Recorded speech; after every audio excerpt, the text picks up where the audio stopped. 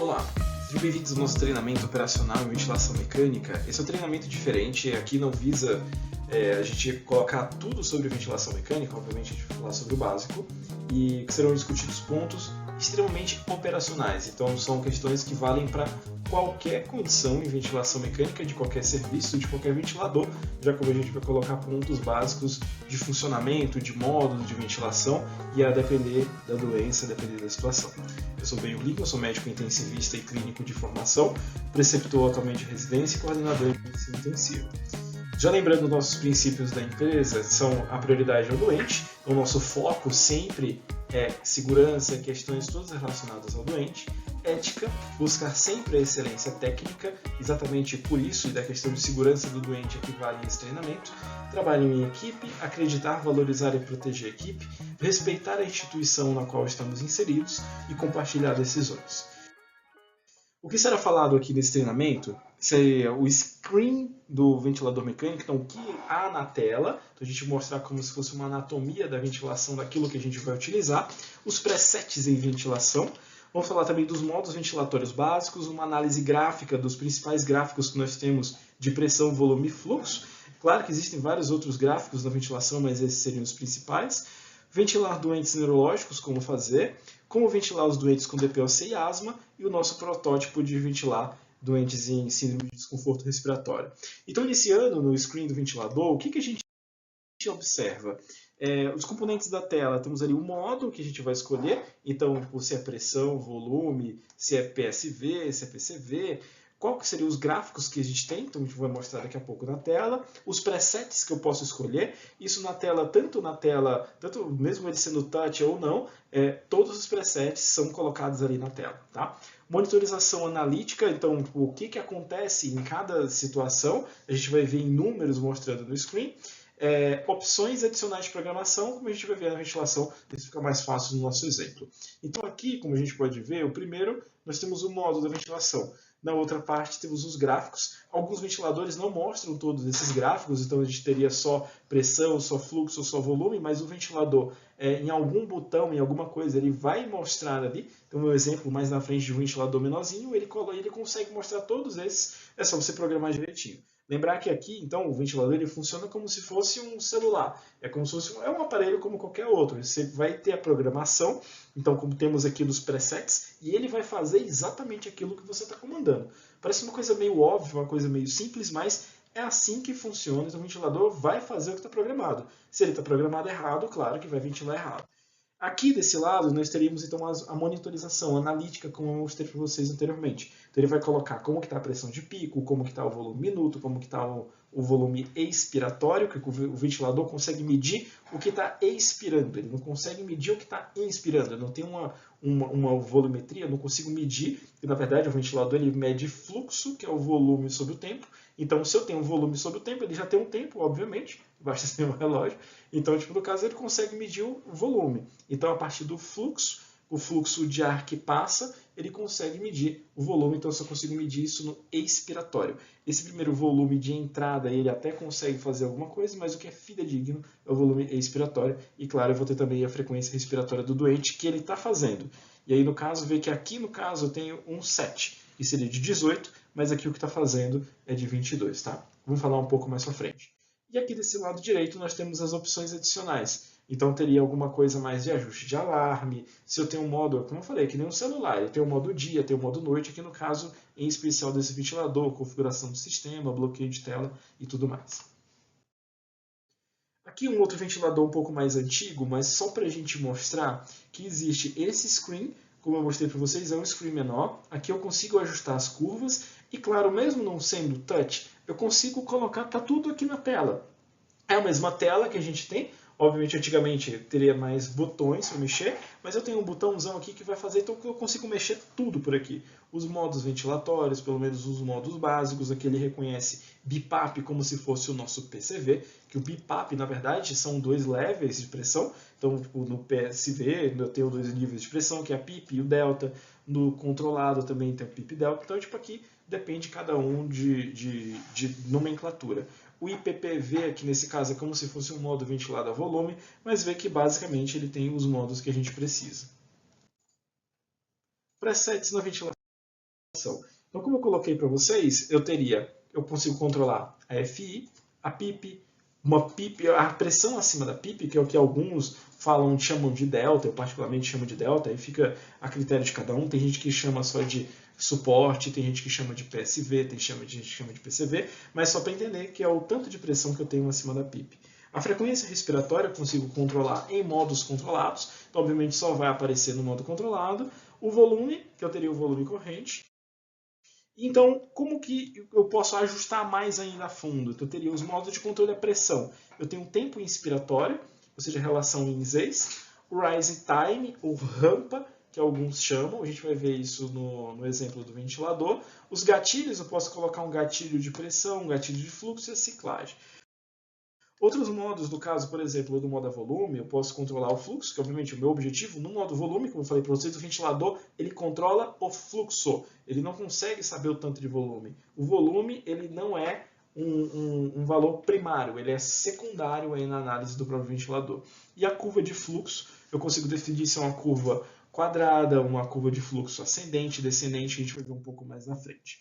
Então aqui, como eu tenho no modo, o meu modo está em pressão, eu consigo controlar a pressão acima da PIP, então eu tenho um delta de pressão. Aqui eu tenho a PIP, então eu coloquei a PIP em 6. O meu modo está como controlado, e a gente chama de modo assist controlado, eu vou falar um pouco mais na frente, mas só para pontuar aqui, porque no caso, se o meu doente está curarizado, ele vai ser controlado puro, então tipo, tudo é o ventilador que vai fazer. A frequência respiratória é o ventilador. Aqui no caso é assisto controlado, porque eu consigo setar uma frequência respiratória. No caso, se o doente entra na ventilação, o ventilador ajuda. Se o doente não entra, se ele não chega em 18, é como se fosse um marca-passo. Se o doente faz 18 de frequência, o ventilador praticamente não vai fazer nada. Se o doente faz 16, o ventilador está programado para fazer 18. Então ele vai fazer 18 de frequência. Então é aquela coisa que eu falei, o ventilador ele é um celularzinho, ele vai fazer o que está sendo programado, ele é um robô. Ele vai fazer isso daí, então não interessa a todo custo, ele vai fazer 18 de frequência. E aqui no caso, como por exemplo, ele está fazendo 22, mas porque assim, o ventilador está programado para fazer 18. Se ele faz menos do que isso, o ventilador entra. Se faz mais, aí fica a critério do doente. Por isso que o modo se chama assisto controlado. Então aqui no caso eu consigo setar a fração inspiratória de O2, então FI de O2, o delta de pressão acima da PIP, ou seja, a minha pressão inspiratória, então eu teria 14. Isso daqui, somado com a PIP, me daria uma pressão de pico em torno de 20, que seria 6 mais 19, mas aqui no caso chegou a 17. Teve algum escape, alguma coisa aqui nesse ventilador, que é justamente o que a gente está vendo. Entra 290, sai 270. Tá? E aí, no caso, eu consigo controlar também, que no caso, eu estou conseguindo controlar, porque é o modo controlado, a frequência respiratória. Esse daqui seriam os meus presets. Vê que a diferença, e tem um a mais aqui no caso, que depende do ventilador, é o meu rise time. É o tanto que vai demorar para ele atingir essa pressão de pico. Então aqui no caso, nesse ventilador, a minha pressão inspiratória está de 24. Então, tanto que ele vai demorar para nesse determinado momento de chegar a uma pressão de 30 de pico, que é o que está aqui, é isso que seria o meu rise time. Eu vou mostrar um pouquinho mais na frente, mas é para a gente ir pontuando. Em alguns ventiladores, eu consigo ver isso como se fosse uma rampa, como se fosse um gráfico em rampa. Por isso que ele chama também, a gente chama de rampa, o nome disso daí. E como é que funcionaria? Vendo no ventilador, deixa eu falar um pouco mais na frente de gráficos, à medida que, aqui nessa parte de baixo, eu teria o meu gráfico de pressão sobre o tempo. Então, à medida que eu aumento o meu rise time, ou seja, à medida que eu diminuo o meu rise time, que seria o tempo que ele vai demorar para subir, quanto mais lento, obviamente, mais tempo eu demoro para a minha pressão subir. Então, quanto mais rápido é o movimento de pressão, menor o meu rise time. Então, aqui, com o rise time mais rápido, ele atinge pressões mais rápido, mais alto. Tá? Mais alto não, desculpa, pressão setada mais rápido. Então, tipo, é um modo de ajuste. Isso daqui a gente vai falar um pouco mais na frente de como ventilar doentes em DPOC, por exemplo. Aqui a gente pegando agora no modo volume. No modo volume, eu teria, no volume controlado, eu teria que controlar o volume, claro, óbvio. O ventilador ele vai chegar em 500 de volume. Então, se em um determinado momento aqui eu conseguir olhar na minha curva, ele vai chegar em 500. Ó. Se a gente olhar aqui no gráfico, o máximo é 600. Vê que aqui próximo seria a metade aqui em 300, na metade do caminho quase seria 500. Então, tipo, nesse gráfico, ele vai chegar em 500 a todo custo. Aí a pressão de pico, aí vai ser variável. Isso a gente vai ver um pouco mais na frente. Então, só aqui para a gente ver que a diferença do que eu tenho para o modo de pressão é que eu estou setando o volume que está aqui. E aí eu consigo setar também frequência, eu consigo setar PIP, consigo setar O2. Outras coisas que eu consigo setar também é o tempo inspiratório, o tempo de pausa e o meu trigger de fluxo. Isso daqui são ajustes um pouco mais finos, mas o meu tempo inspiratório, no caso, é controlado. Eu consigo controlar o meu tempo ins. Uma coisa que eu não consigo fazer é controlar a expiração. A expiração ela tem uma fase ativa, mas ela tem uma grandiosíssima fase passiva. Então, todos os ventiladores eles só vão conseguir controlar a minha lado inspiratório. Vê que o meu expiratório não tem. Então, eu tenho um trigger, que seria aquilo que vai o meu gatilho para o ventilador entrar. Então, por exemplo, eu vou ter um trigger de fluxo. Então, o doente precisa atingir 5 litros por minuto de fluxo para o ventilador detectar se ele quer respirar. E aí ele entra. O meu tempo inspiratório, no caso aqui, de 0,9 segundos. Meu tempo de pausa, o tanto que ele vai ficar pausado ali fazendo uma inspiração. E o tempo que ele vai demorar para inspirar. Esse ventilador aqui em especial, ele não consegue dar aqui o fluxo. Com alguns ventiladores, eles falam assim, eu vou ter um fluxo de tanto. Aqui ele tentou ser um pouco mais, na mesma medida, ele tentou ser um pouco mais, digamos assim, didático. Então ele vai demorar 0,15 segundos para atingir o pico do fluxo, ou atingir um volume de 500. É isso que ele faz aqui no caso, ao invés da gente escolher. Se eu mudasse isso daqui, ele apareceria o fluxo aqui, ó, que é exatamente isso, 36,4. Se eu diminuísse o tempo aqui no caso, ou seja, ele vai demorar menos tempo para atingir aquele volume, lógico, o meu fluxo seria maior. Eu tenho que entuchar uma pressão maior, eu tenho que entuchar um volume mais rápido, no caso, se eu tenho que fazer isso mais rápido, meu fluxo é maior. Aqui no caso, só para a gente mostrar como que seria nos modos de suporte. Então, vê que o próprio ventilador ele consegue determinar uma entradinha aqui. Ó. Quando eu inspiro, eu puxo um pouco. Então, a minha pressão, eu vou falar um pouco mais isso nos gráficos mais à frente, a minha pressão é negativa. Então, ele puxa um pouquinho e o ventilador, em alguns momentos, alguns ventiladores, eles até mostram, quando o doente entra, eles mostram uma cor diferente, aqui nesse caso. Então, os modos de volume, no caso, como a gente setou, eles têm a onda, eles têm uma onda diferente. Vê que a onda de fluxo ela é determinada. E tem uma outra coisa, eu posso colocar uma pausa. Nesses momentos de pausa inspiratória, que eu só consigo de novo, eu só consigo ver a inspiração, a minha pausa inspiratória, ela pode não ter fluxo. Então aqui no caso, por exemplo, se eu coloquei uma pausa, você tem uma pausa no ventilador, é o momento que eu não tenho fluxo. Se eu não tenho fluxo, eu não tenho volume, mas é que ainda tem uma pressão aqui dentro. Isso é uma estratégia para aumentar um pouco mais o tempo inspiratório, é uma estratégia às vezes até para de cabeça ver aqui que tem alguma pressão de platô, sem precisar ficar calculando. Isso são outras estratégias, mas só para mostrar para vocês por que existe essa pausa inspiratória e ver que ela realmente existe. Tá?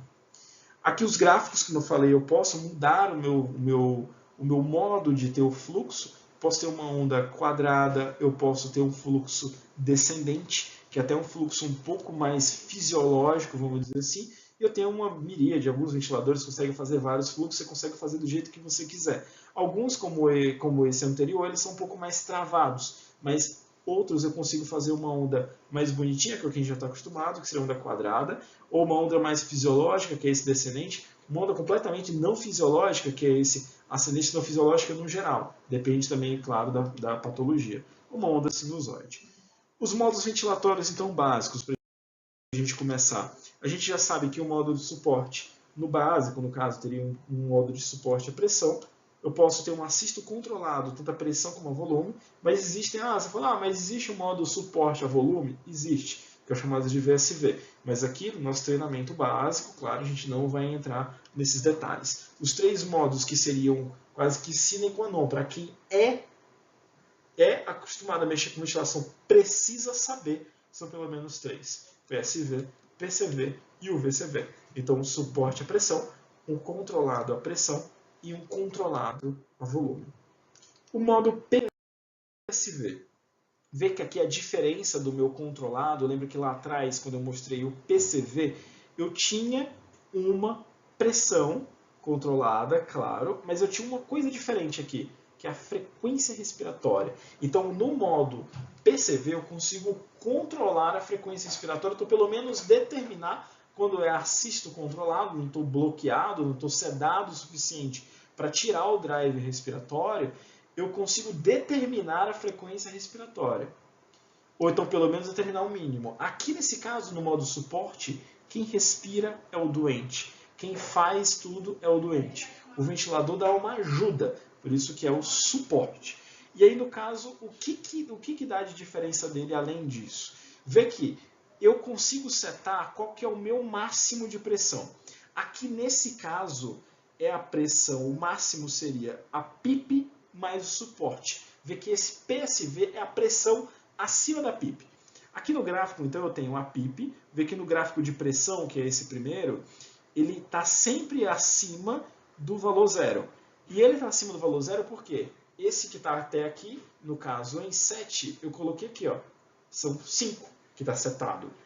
Minha PIP em 7, que está setada, que no caso é de 5. Então a pressão vai estar sempre acima de 5. A não ser em algum momento em que o doente vai inspirar. Na hora que ele inspira, ele vai ser negativo, então ele consegue ser abaixo da PIP. E aí é isso que o ventilador detecta.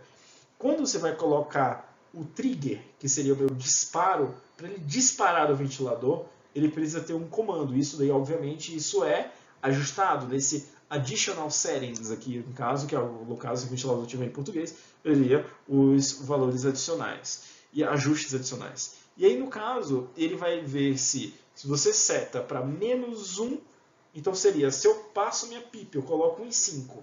Se a PIP vira 4, o ventilador entra. E aí ele vai ativar a respiração. E aí, no caso, ele vai até quando acima da PIP? Ele aqui, no caso, está setado a 17. Então, ele iria até 17, dando um total de 5 mais 17 vai dar 22. Então, aqui no caso, ó, exatamente 22. Ah, deu 23. Uma variaçãozinha de alguma coisa a mais de pressão que foi, mas ele vai chegar nesse valor. Aqui mais ou menos em torno de 22, que é o que ele está programado.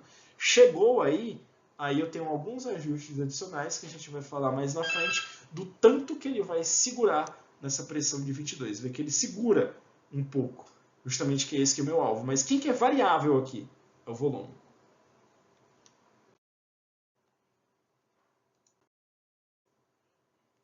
Aqui no próximo, então, vê que às vezes o doente ele vai entrar numa condição que a gente chama de modo de backup. E o que seria isso? Quando o doente ele não respira, o ventilador ele vai ter que entrar. E aí eu tenho minha programação. Qual que seria a minha programação aqui nesse caso? É 15 de frequência respiratória.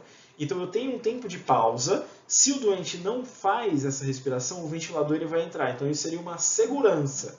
É o meu modo de backup. Se o doente não entra, ele vai ativar. E aqui no caso ele vai fazer uma respiração até 15 incursões por minuto, e aí no caso eu teria o meu backup ativado, tá? E aí no meu backup aqui no caso seria 20 de pressão, vai estar como se fosse o modo PCV. Vê que aqui no caso o ventilador detectou que o doente não tinha esforço, e aí no caso ele entrou. O modo pressão ele é um pouco controlado, no caso ele é um pouco parecido. A diferença, como eu já falei, aparece aqui o meu set de frequência respiratória, que eu estou controlando, mas o resto é uma interpretação parecida. Eu seto uma PIP, aqui no caso 6, minha pressão acima da PIP está de 16. Então, meu pico 6 mais 16 vai dar, aí, no caso, 22. Então, vê que aqui, no caso, eu estou tão controlado que eu não detecto nem um pouquinho de esforço respiratório. Eu não tenho nada de pressão negativa. E quando esse ventilador aqui, nesse caso, quando ele detecta esforço do doente, aparece de rosa. E não aparece. Vê como o gráfico ele é bem mais lisinho, ele é bem mais bonitinho, porque aqui no caso a pressão está sendo controlada. Ele vai chegar em 6 mais 16, ele vai chegar em 22. E aí, de novo, o tanto que vai ficar nisso depende do que está sendo setado, que é o meu tempo inspiratório. E aí, no caso, aqui nesse outro ventilador, só para a gente ver, quando o doente entra, mais uma vez, quando o doente entrar, ele vai ter algumas, vai ficar um pouco variável. Então, aqui no caso, está sendo setado para, aqui do lado, ele está sendo setado para uma frequência respiratória, aqui no caso.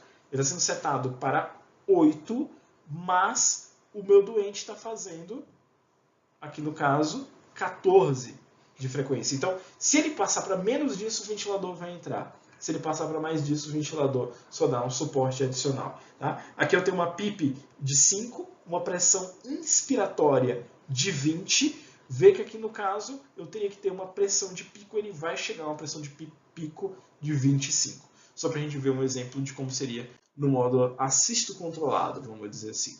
Então, como a gente vai falar um pouco mais na frente, nos gráficos, aqui eu tenho o gráfico de pressão, ele é bem bonitinho se for assisto controlado. Agora, no caso do volume, vê como o volume ele é variável e como o fluxo pode ser variável.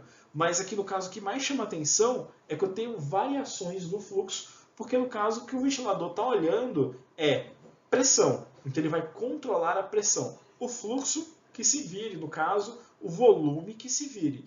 Então aqui no caso o resto das ondas seriam variáveis.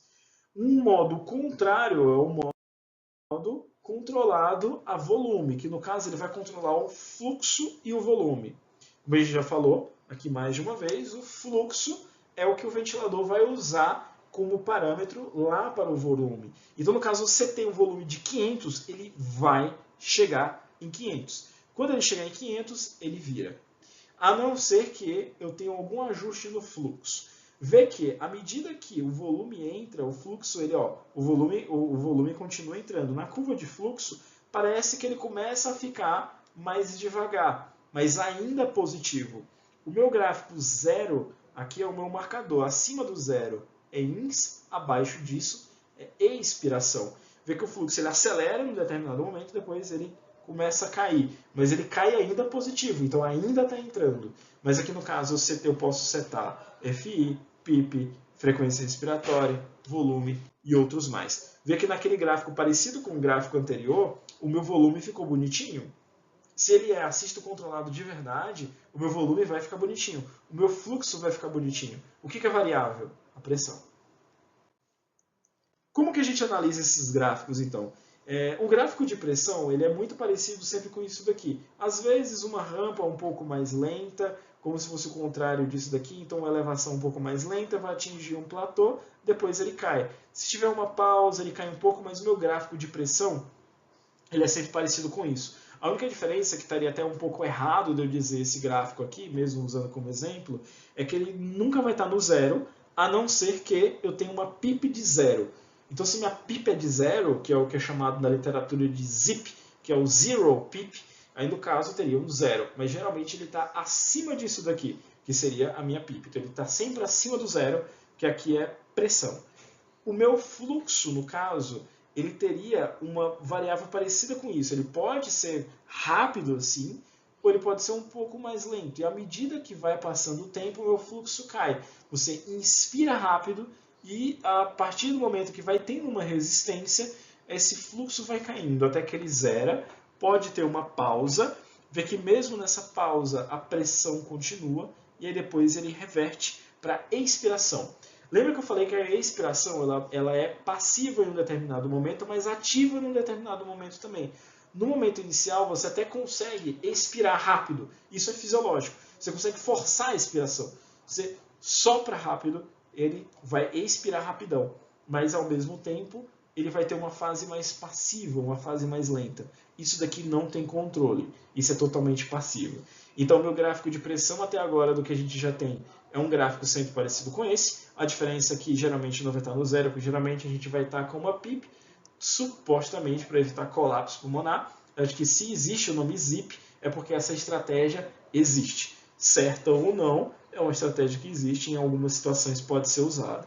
E aí, no caso, o meu fluxo é esse, eu tenho uma fase inspiratória, que ele vai até o zero. A partir do momento que cruza o zero para baixo, começa a expiração. A minha fase de fluxo pode ser rápido, como aqui desse lado, mas aqui eu estou usando uma curva descendente de fluxo. Pode ser exatamente o contrário, mas esse seria o mais parecido com o fisiológico. Eu inspiro rápido, depois de um determinado momento minha inspiração ficou um pouco mais lenta, mas ainda é ins. A partir do momento em que ela vira, eu posso até zerar meu fluxo, depois eu inspiro rápido e essa inspiração vem um pouco mais lenta. Seria como, da medida que eu inspiro rápido, eu inspiro rapidão, e aí depois eu fico um pouco mais lento, seguro um pouco, depois eu forço minha inspiração e o pulmão, a depender da elasticidade dele, da elasticidade da caixa torácica, vai sendo um pouco mais lento. O meu volume, aqui no caso, é representado sempre assim. À medida que eu inspiro, o volume vai aumentando até um determinado ponto. Quando eu expiro, eu estou jogando o volume fora. Geralmente também não é zero, o pulmão não vai zerar, mas é zero para o ventilador. É zero de volume corrente. Aqui eu não estou falando de volume que está ali, volume residual pulmonar, nem de capacidade funcional residual. Isso o ventilador não consegue medir. Eu falei, ele trabalha com o que ele tem. Ele vai trabalhar com o fluxo. Eu não consigo ver o que está represado. Tá?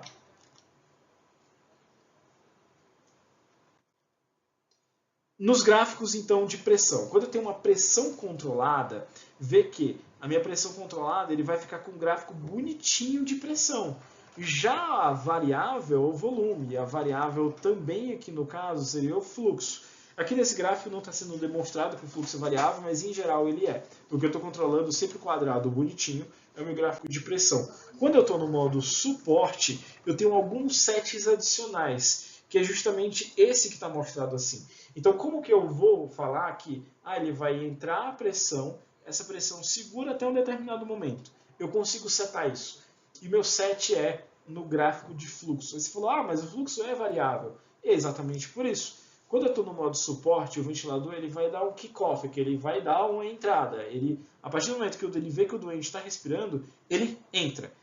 Ele vai entrar até quando? Ele vai colocar essa pressão até chegar numa determinada fase do fluxo em que, a partir do momento que o fluxo cai, ele vai ciclar quando ele detecta tantos por cento de queda do meu pico. Então, se ele caiu, por exemplo, 90% do pico, o meu pico foi, digamos, de 30 de fluxo, 30 litros por minuto, quando ele cai ali um pouquinho, quando ele cai, vamos dizer, em torno de 25, ele já vai fechar a válvula INS e vira expiração automaticamente. Então, o meu gráfico de fluxo fica extremamente importante no modo de PSV, que é a partir dele que eu sei como que está sendo ciclado. Quando eu vou para o meu modo controlado, vê que o meu controlado ele tem algumas outras coisas a mais, mas principalmente no caso que eu estou controlando o volume. Então aqui, no meu gráfico controlado a volume, eu consigo controlar o fluxo e o volume. Vê como ele é bonitinho, fica sempre na mesma coisa. O que é variável é a pressão. Mas quando eu coloco uma pausazinha, mesmo sendo o meu gráfico de pressão, vamos imaginar que aqui eu estou falando do gráfico de PCV, eu tenho uma pausazinha aqui, e eu tenho uma chamada de pressão de platô. Vamos voltar aqui um pouquinho nos conceitos. Lembra que eu falei que a pressão vai estar sempre acima da PIP. Então eu tenho uma pressão acima da PIP. A partir do momento em que eu coloco uma pausa, que essa PIP, essa pressão ela vai chegar até um pico. Quando eu coloco uma pausa inspiratória, ele vai ter o que a gente chama de pressão de platô. A gente vai falar disso um pouco mais na frente. E aí eu solto minha pressão e aí ele, no caso, vai começar a expiração, a pressão vai cair. Vê que os gráficos eles estão sempre relacionados aqui. Se eu pauso a INS, eu pauso a inspiração, o volume vai ficar represado. Então aqui, no volume pausa. Isso independente de estar com pressão ou volume. Quando eu coloco tudo para o modo de volume, no caso, o gráfico aqui, lógico, vai ficar parecido. Mas o que vai ser controlado? É o meu volume. Então eu tenho um volume, ele vai ser sempre o mesmo. Se eu seto em 500, vai estar sempre em 500. A minha pressão é variável. E aí a gente que vai ter que controlar isso do ventilador. Se eu quero controlar a pressão, obviamente vou ter pressão controlada. Se eu quero volume, eu vou ter meu volume controlado. A minha ciclagem, no caso, quando eu coloco o meu rising time, vê que à medida que eu tenho um rising time mais rápido, eu tenho uma pressão que é cada vez mais rápida. Se o meu rising time reduz, eu tenho um tempo menor para ele subir vai subir rápido. Se eu tenho um tempo menor, um tempo maior, ele vai subir mais lento. só para a gente falar um pouquinho de rise time. E a mesma coisa como eu falei do fluxo, quando eu tenho 70% do pico que cai, no caso do modo de pressão de suporte, se eu tenho um pico, eu boto a porcentagem menor do pico, ele vai demorar mais. Então, à medida que eu inspiro rápido, é 100%. Se eu caio para 70% do fluxo, então ele vai ciclar rápido. Se eu caio, se ele vai esperar até 10%, ele vai demorar muito. Então aqui no caso, à medida que eu deixo uma ciclagem mais lenta, eu vou ter uma ciclagem mais lenta quando a minha porcentagem de queda do pico de fluxo ela é menor. Então, à medida que eu coloco, ele vai valer 5% do pico, então ele vai demorar até que, digamos que meu fluxo fosse 100, ele vai esperar até 5 de fluxo para poder ciclar, para poder fechar a válvula INS. Então o meu fluxo continua, ele vai continuar na inspiração. Aqui em cima ele continua na INS, só que ele vai ser um fluxo mais lento. Quando ele detectar esse fluxo bem lentinho, aí ele vai fechar a válvula INS e vai abrir a válvula INS, o doente vai expirar. Então aqui é mais um ajuste fino da ventilação. Aqui para a gente ver um resumão, então, de como que seria todos esses modos, principalmente os modos básicos. Então, o volume controlado, eu vou ter um set de volume, ele vai controlar o volume. O meu modo de pressão, eu tenho um set de pressão, então, que é variável ao meu volume. Vê que aqui no gráfico do volume controlado, que é variável a minha pressão. E no modo suporte, eu tenho uma variabilidade, uma pressão, suporte de pressão no caso, eu tenho uma variabilidade dos outros, mas a minha pressão ela é controlada, entre aspas, mas controlado de um modo que eu vou controlar o meu gráfico, mas eu não vou conseguir controlar a minha frequência. Como que eu ventilo doentes neurológicos? Esse daqui é colocado como um exemplo, assim, que o doente neurológico geralmente ele não tem uma doença pulmonar. Em geral eu coloco por quê? É uma intubação por rebaixamento do nível de consciência. Então, intubação para proteção de via aérea. Então, em tese, na grande maioria das vezes, que na maioria das vezes eu vou intubar por AVC, vou intubar por delírio hipoativo. Então, nesses casos, intoxicação exógena. Então, nesses casos, são doentes que não têm um pulmão muito agredido. Por isso que eu coloco na ventilação, é para evitar que o pulmão seja agredido. Então, a priori, são doentes sem alteração pulmonar importante. Então, classicamente, eles são fáceis de ventilar. Então, no caso, a gente não tem uma obrigatoriedade muito grande de parâmetro. Eu preciso evitar uma PIP alta em alguns doentes, então, por estudo, uma PIP de 12, no caso do trauma crânioencefálico, até 12 ela é aceitável, acima disso já fica no julgamento clínico. Eu tenho que ter atenção para parâmetros como, por exemplo, o PCO2, como o PO2, que aí no caso depende da oxigenação cerebral, vai depender da vasoconstricção cerebral ou não.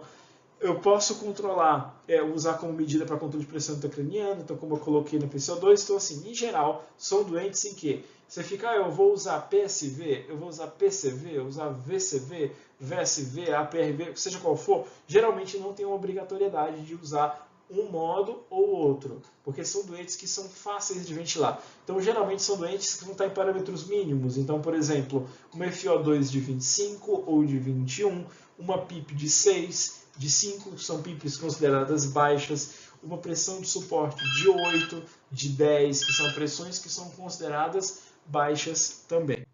Agora, aqui a gente já entra numa dificuldade maior, que seria o doente com DPOC e asma. Para a gente entender o que é o problema do DPOC e da asma, é uma dificuldade de expirar. Então é difícil de ventilar esses doentes porque o ar até é fácil de entrar. Na hora de sair é o problema. Independente dele ser DPOC ou asma, que são fisiopatologias completamente diferentes, até do ponto de vista de anatomia. Então o DPOC ele é completamente diferente. Ele tem uma doença de parênquima. A asma, geralmente o parênquima pulmonar está normal, mas o meu bronco e bronquíolo estão alterados. Então aqui no caso, são doentes mais independentes, fenotipicamente, são doentes que se comportam clinicamente iguais, que seriam, no caso, uma dificuldade de expirar, clinicamente iguais na maioria das vezes, pensando do ponto de vista de ventilação. Então, existe um risco alto de alto PIP, ou seja, o ar entra, mas é difícil de sair. Essa dificuldade de sair vai estar sempre relacionada a isso que a gente chama de air trapping, que é obviamente falar de dificuldade de sair, aprisionamento aéreo, no caso do inglês. Então, se eu tenho uma dificuldade para sair, ele cria uma PIP adicional, que é o que a gente chama de auto-PIP. Então, aqui no caso, pegando o fluxo, o gráfico de fluxo da ventilação, então eu tenho a inspiração, bonitinha, ok, só que na hora da expiração, eu tenho uma tendência dele continuar expirando eternamente, porque é difícil de sair. Então eu teria essa expiração eterna. Essa expiração eterna que, se eu entro de novo antes dele terminar, ó, aqui no caso seria do pontilhado, seria o normal. Eu termino e aí no caso entraria uma outra ventilação. Aqui nesse grupo de doente, ele tem essa tendência de continuar expirando eternamente. Se eu entro de novo, esse pouquinho aqui foi o pouquinho que ficou dentro do pulmão. E esse é o meu aprisionamento aéreo. Então aqui no caso eu preciso sempre ficar de olho em medidas para auto-PIP. É o que mais dá dificuldade nesse grupo de doentes.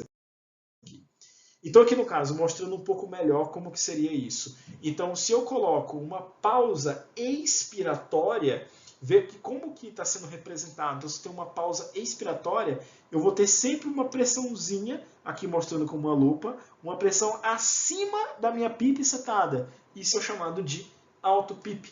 Então aqui no caso no gráfico de pressão, de gráfico de fluxo, desculpa, o meu gráfico de fluxo ele vai demonstrar quando essas condições existem, ele já vai mostrar que, olha, eu não consigo terminar essa expiração.